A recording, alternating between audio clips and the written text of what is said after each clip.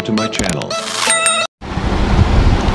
வணக்கம். அபி டிவி லைவ்ல நம்ம பார்க்க போகிறது திராவிட முன்னேற்ற கழகம் கட்சியிலிருந்து நீக்கப்பட்ட தினத்தை கொண்டாடும் வகையில் நெல்லை 6வது வார்டு மாமன்ற உறுப்பினர் பவுல்ராஜ் மாணவர்களுக்கு சிக்கன் பிரியாணி வழங்கி வெகு விமர்சையாக கொண்டாடினார்.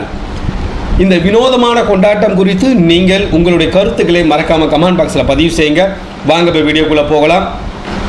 திருநெல்வேலி மாநகராட்சி 6வது வார்டு கவுன்சிலராக பணியாற்றி வருபவர் பவுல்ராஜ் கடந்த 2023ஆம் ஆண்டு நவம்பர் 23ஆம் தேதி திமுக கட்சியிலிருந்து தற்காலிகமாக மாமன்ற உறுப்பினர் பவுல்ராஜ் நீக்கப்பட்டதாக அறிவிப்பு வெளிவந்தது.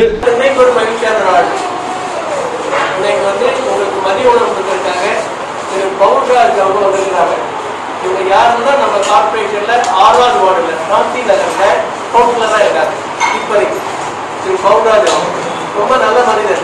அவங்க எதுக்காக இந்த இதை கொடுக்குறாங்க, உணவு கொடுக்குறாங்க அவங்களுக்கு ஒரு நகைச்சே சொன்னாங்க.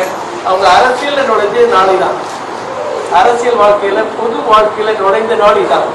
அந்த நாளுக்காக அவங்களுக்கு உணவு கொடுத்தாங்க. பொது வாழ்க்கையில வர்றது முக்கியம் இல்லை, பொது வாழ்க்கையில பொது தொண்டாற்றணும்.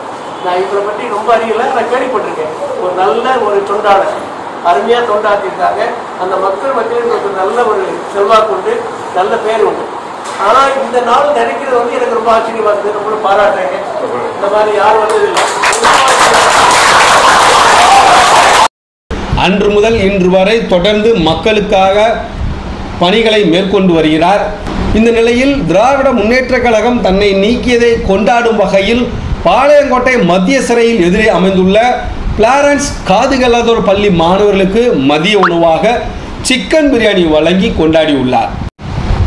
இந்த நிகழ்ச்சியில் லக்ஷ்மணன், ராமமூர்த்தி, திருப்பதி, தமிழரசன், செல்வகுமார், சுனில்குமார், சண்முகம், தமிழ்செல்வன் மற்றும் ஏராளமானோர் உடனிருந்தனர்.